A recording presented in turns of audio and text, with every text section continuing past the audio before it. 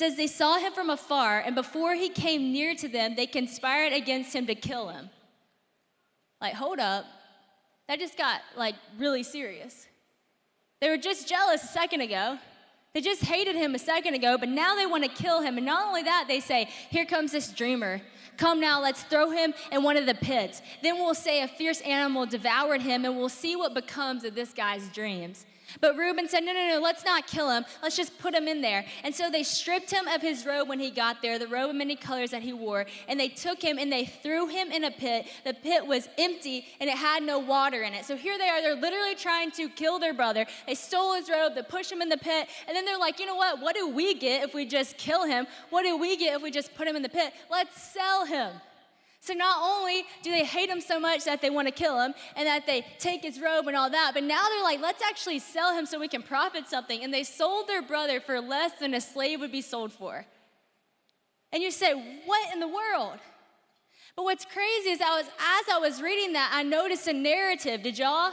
I noticed a scheme. Did y'all hear it? All of a sudden that led straight into kill, steal, and destroy. And you see, when I read John 10 and I hear the thief comes to kill, steal, and destroy, I certainly don't think of the thief being me.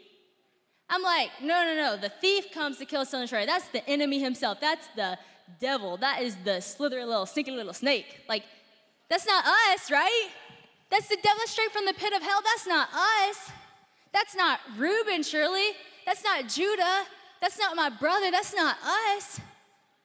And I'm not saying that that is us. I'm not saying that we are the enemy. We have an enemy, but what I am saying is you can be influenced by the enemy.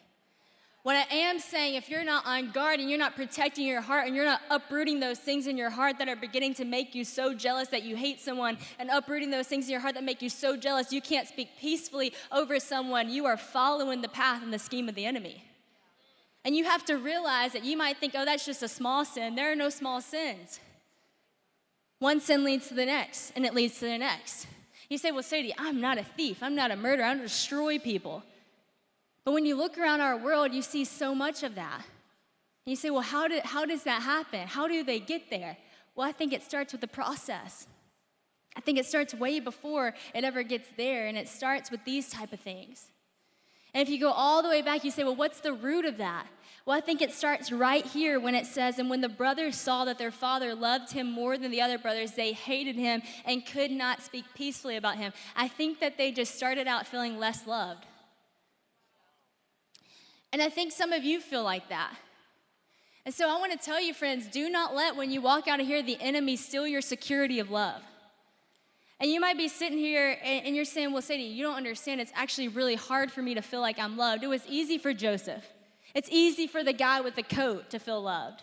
It's easy for the guy who he knows his father loves him more. It's so obvious that he's loved. It's so obvious for the guy that's crushing it. It's so hard for my parents don't even love me. My friends don't even love me. I don't know if anybody loves me. It's not so obvious for me.